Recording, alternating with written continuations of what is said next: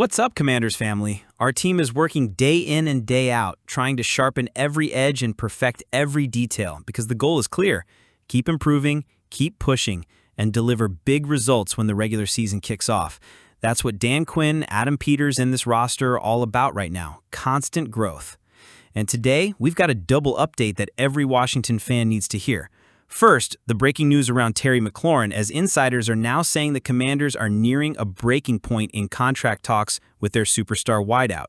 Then, we'll dive into Jayden Daniels' preseason, what we've seen, what it means, and why he might not even suit up for the final game before Week 1. Before we dive into all that, let me ask you a quick favor. Hit that like button right now. It helps Commanders HQ grow, it helps us reach more fans, and it keeps our community strong.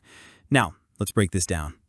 Terry McLaurin is the face of this franchise. He's been the steady heartbeat through years of turmoil, through coaching changes, ownership changes, quarterback carousels, you name it. And now, just when this team is finally positioned to compete for real, we're at a standoff. McLaurin is holding out. He's waiting for a contract extension that matches what he believes he deserves. And now, according to multiple insiders, the Commanders are losing patience. Radio host and insider Kevin Sheehan, who's plugged in locally, said the team is nearing a breaking point. His words, not mine. That means the situation could come to a head sooner rather than later. Here's where the numbers come in. The Commanders reportedly put an extension on the table, something in the range of $27 to $28 million per year. That's a raise of about $4 million annually compared to what McLaurin is currently making. But Terry said no. He and his camp want closer to $33 million a year. Why? Because that's what DK Metcalf just secured from the Pittsburgh Steelers. McLaurin doesn't just want respect, he wants to be paid in line with the top 4 wide receivers in the entire NFL. Now here's the problem. The Commanders had one of the busiest, most expensive off-seasons in franchise history. They traded for Laremy Tunsil, they brought in Deebo Samuel, they reshaped both sides of the ball. That money didn't come cheap. So while they'd love to lock in Terry long-term, their flexibility is limited. That's why this negotiation has dragged on. One side says, pay me like a top 4 receiver. The other side says, we can't go that high. Kevin Sheehan went even further, warning that if McLaurin's camp doesn't, quote, get a clue, they could end up leaving $50 million on the table. His point was simple. The offer is there now, but it might not be forever. If Washington pulls the offer, Terry could look back and regret not signing it. And let's be real, some fans are starting to lose patience too. Social media reactions have been split. Some fans still fully back McLaurin, saying he's earned every penny. Others, they're frustrated. One fan wrote, "Understandable, I love the guy, but asking for top 4 wide receiver money is too much." Another said, "He ain't make noise when the franchise was inept. Now we're contenders and he rocks the boat. Not good." That's the reality. This fan base is torn. Everyone loves Terry, but not everyone agrees with how this is being handled. And of course, when frustration builds, the trade talk starts. One fan even threw out the Minnesota Vikings as a possible landing spot if things go south. Think about that. Justin Jefferson on one side, Terry McLaurin on the other. That would be scary. But let's be clear, this is still speculative. No insider is saying a trade is imminent. Right now, it's about whether McLaurin and the Commanders can find middle ground before Week 1. Now, let's ask the question head on. Is Terry McLaurin worth $33 million a year? On paper, yes. 5 straight 1,000-yard seasons, 13 touchdowns last year with a rookie quarterback. His route running, his leadership, his consistency, those things matter. But from a team perspective, you have to balance that against the cap, against roster building, against future extensions. Jayden Daniels is eventually going to need a monster deal. Other stars will want their payday too. So it's a balancing act. It's not just about whether McLaurin is worth it, it's about whether the Commanders can pay it without hurting the bigger picture. Now, while all this McLaurin drama is unfolding, let's not lose sight of what's happening with Jayden Daniels, because Commanders fans, this guy looks ready. Daniels played 1 preseason series against the Cincinnati Bengals, and that's all he needed to show us that he's locked in. 4 plays, all runs, capped by a 14-yard rushing touchdown. It was vintage Daniels, using his legs, making defenders miss, putting points on the board. Nikki Javala from The Athletic pointed out that with 3 starters missing on the offensive line, it made sense to limit his action.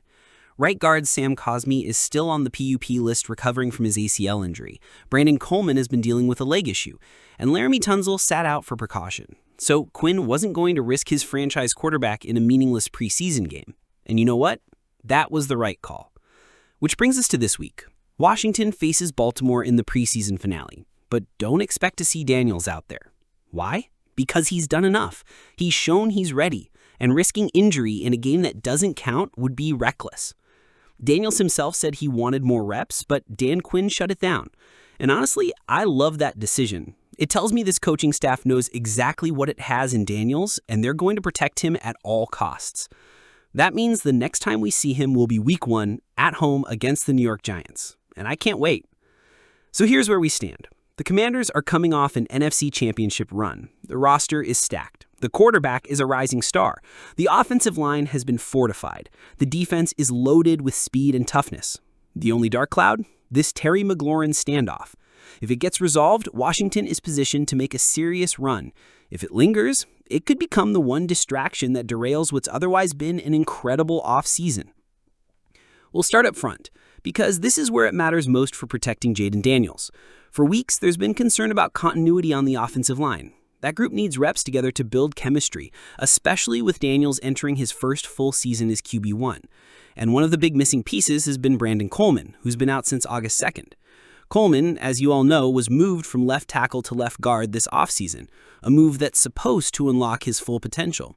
But being sidelined this long had fans worried about whether he'd gel with Laramie Tunsil, Tyler Biadasz, and the rest of the starters. On Wednesday, Quinn confirmed Coleman was back on the practice field and starting to ramp things up again. That's huge, because as Quinn himself pointed out, chemistry up front is everything. If your guards and tackles aren't working in sync, it doesn't matter how good your quarterback is, the offense struggles.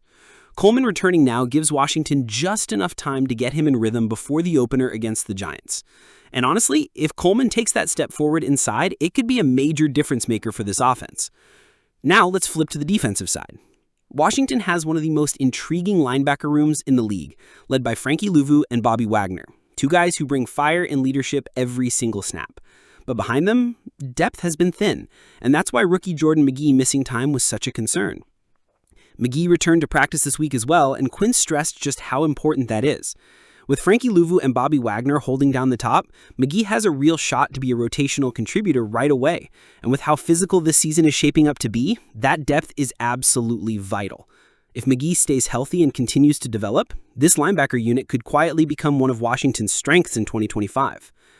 Let's talk secondary. Rookie corner Trey Amos has been one of the biggest surprises of training camp, flashing with energy and ball skills that have fans buzzing about his future.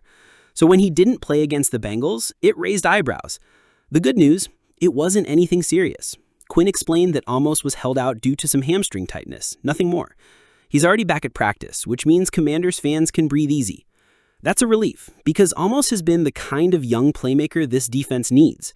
Pair him with Emmanuel Forbes and Benjamin St-Juste, and suddenly Washington's cornerback group doesn't look so shaky after all.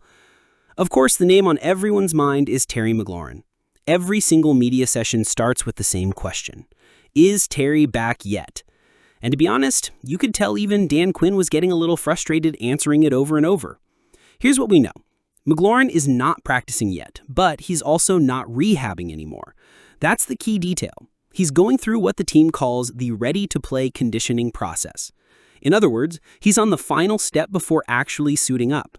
That's encouraging. It means the expectation is still that McLaurin will return, and the team isn't treating this like a long-term absence. Combine that with all the whispers about a contract resolution coming soon, and you start to feel like we're nearing the end of this standoff. Still, fans are anxious, and rightfully so. Terry is the heart and soul of this team, a 5-time 1,000-yard receiver who has been through the dark years and deserves to enjoy the championship window that's finally opening. But for now, Quinn made it clear. McLaurin will be back. It's just a matter of when. Quinn also touched on Sam Cosmi, who's been recovering from an ACL tear. Weeks ago, Quinn said Cosmi might be ready for week 1 if everything went perfectly. Now, the update is cautiously optimistic. He's hitting his markers, but the staff won't rush him back. Andrew Wiley is capable of stepping in at right guard if needed, which buys Cosmi some time. And then there's quarterback depth. Marcus Mariota, the veteran backup, has been sidelined for weeks. Fans saw how shaky the QB3 battle has been in preseason, so getting Mariota back was essential. And he finally returned to practice Wednesday. That's stability the Commanders need behind Daniels, especially after last season's scares. Here's the bottom line. For the first time in weeks, it feels like this team is finally getting healthy at the right time. Brandon Coleman back, Jordan Magee back, Trey Amos cleared, Mariota practicing, Terry inching closer. These are the kind of updates you want to hear heading into the last preseason game. Week 1 against the New York Giants is less than 3 weeks away. And if this roster is healthy, combined with the additions from the offseason and the growth of Jayden Daniels, the Commanders are positioned to make some serious noise in 2025. So now, I'm turning it over to you, Commanders fans. Should Washington tave and pay McLaurin the $33 million he's asking for? Or should they hold firm and risk this thing blowing up? And how confident are you that Jayden Daniels is ready to light it up in Week 1 against the Giants? Drop your thoughts in the comments. I want to hear from you. And before you go, make sure to hit that like button and subscribe to Commanders HQ. We're going to keep you locked in on every twist and turn with McLaurin, every update on Daniels, and every storyline that shapes this 2025 season. Because one thing is clear, the Commanders are chasing greatness, and we're going to cover every step of that journey together.